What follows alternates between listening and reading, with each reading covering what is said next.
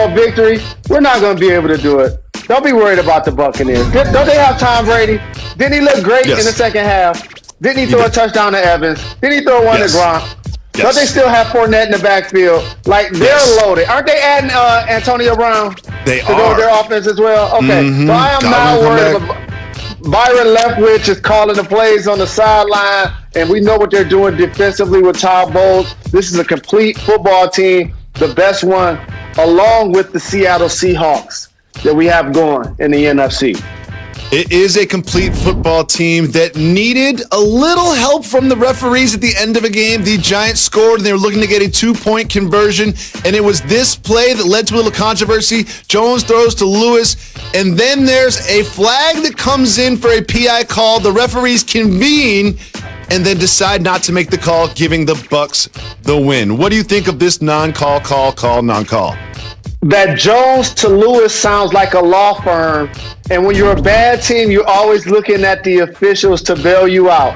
And even though I believe that this is pass interference, Daniel Jones, you got to get that ball out and complete that pass, dog. You got to get that ball out. You got to get that ball out. Complete that pass, dog. And as a matter of fact, I needed Tom Brady to get 5 more points. I wanted this game to play longer. I needed overtime, Jacoby. I lost my fantasy league game yesterday because of this play. Jalen, I have a conspiracy theory about the events that ended this game. I think when the referees convened, they've got a little earpiece in their ear. And I think during the time while they're talking and we're all watching the replays at home, that someone's telling them whether they should make the call or not. And then they're like, all of a sudden, we discussed it and we came out with the perfect call. Watch. I don't have no evidence to support that theory, but that's what I think happens. Now, you mentioned Daniel Jones should have got that ball out earlier, and you're absolutely right. And he made some terrible interceptions in this game. He did look bad. Both of the times that he threw interceptions that you will see right now, I was screaming at the television, just throw the ball out of bounds. He's in the clutches of the defense, and he just throws terrible interceptions.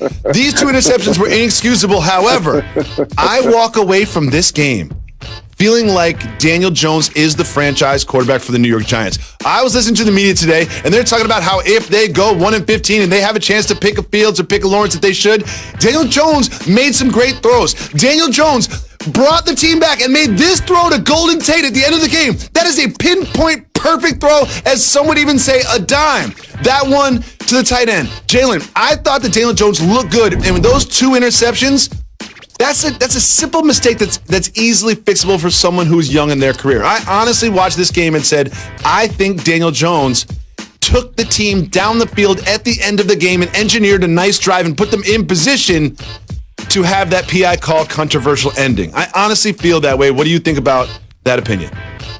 Second-year quarterback, he's shown some arm talent, and I could tell the way you get enamored with his potential when you see him make that touchdown throw in particular. But Jacoby, you can't say that he's the guy that's shown you enough to make him your future franchise quarterback so far, because he continues to turn over the football. I saw that happen with the Eagles. And remember, Carson Wentz showed promise, and then he got hurt. And then he showed promise, and then he turned the ball over. That's what Daniel Jones does. Interception, fumble, long run, and then all of a sudden he stumbles. So I understand that this is not the position you want to draft in need in this year's draft. However, Dave Gettleman really better be paying attention to the progress of this quarterback, in particular without Saquon Barkley. Because if he continues to regress in certain instances, you may ruin his confidence, Jacoby. So I understand why you're excited about him, but you got to make that throw in a 2-point conversion. You got to make that throw. Get that ball out of there. I agree with you. Now, with Tom Brady being so successful, we have to notice that Bill Belichick isn't exactly that. The Patriots are a dumpster fire. Really? And here's what Tom Brady's ex-head coach had to say about this season. I mean, look, we paid Cam Newton $1 million. I mean, it's obvious we didn't have any money. You know, it's nobody's fault. That's what we did the last 5 years. We sold out and won 3 Super Bowls, played in the 4th, and played in an AFC Championship game. You know, this year we had less to work with. It's not an excuse. It's just a fact. We're going to clap back. We're going to clap back. An interesting interview from Bill Belichick. He said they sold out. They won 3 Super Bowls. This is not an excuse. They just had less to work with. It's just the facts. What do you think about his statement about this season and what he has to work with? It's all facts. Look around the NFL. How many teams will mortgage whatever they have to in order to win 1 Super Bowl? He just said that they put their chips in the middle of the table, made 4 and won 3. And he's exactly right. You can't have an expensive backup quarterback if you're going to do that. You can't overpay a running back or a wide receiver if you're going to do that. You can't pay a top-tier pass rusher if you're going to do that. This was a rebuilding year. Most of their guys have opted out. Edelman got old. Their young players haven't really progressed. Tony Michel has dealt with some injuries. And so Bill Belichick is just being honest. We're playing against teams that's paying their quarterback $25, $30 million and won't win the Super Bowl. We're paying Cam Newton $1 million. We're paying Cam Newton $1 million. That's exactly what he said. They took a flyer on Cam. That's a really good point, Jalen. And we'll move from Bill Belichick's approach to his roster to Daryl Morey's approach to his roster. He was on a press conference along with Doc Rivers, and they said they absolutely think that Embiid and Simmons can work together. Jalen, I know you've got a really good idea of what the future holds for the Sixers. What do you think this year looks like for the 76ers? Will they move one of these big pieces? I don't believe they move one of these pieces this year. They got 1 season to see how far they can go.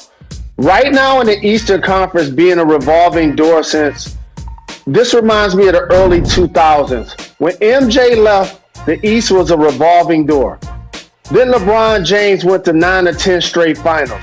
Now, if you look at the last few seasons, Jacoby, unlikely teams have come out of the East. Even Toronto, with Kawhi Leonard winning a championship his 1 season there.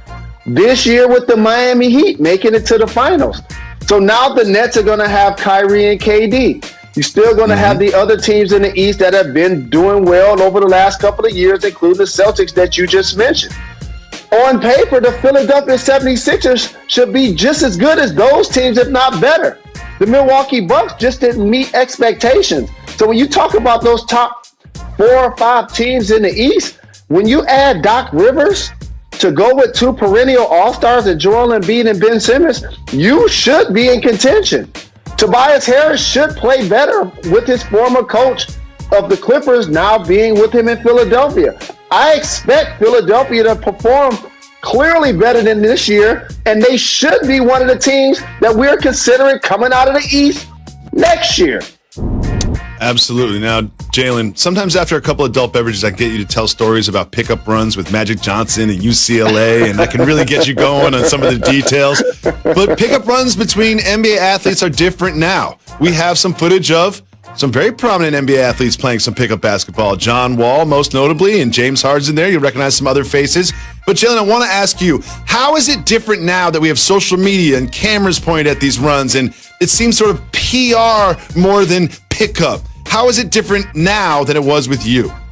Well, I'll tell you how different it was based on those UCLA runs. You just gave me an amazing memory of the late great Kobe Bean Bryant. Being at the gym with him doing drills, and then afterwards it was early afternoon, going to Santa Monica. We're going to be young pros, getting massages, getting in the hot tub, getting our bodies ready. The difference was I was in LA to work out for the summer, and then I went and kicked it. He went back to the gym. How about that for the legend? And so these runs, Jacoby, a lot of time they letting you know that the guys are in the gym putting in work, but it's so very edited to highlight the player who gets to post it.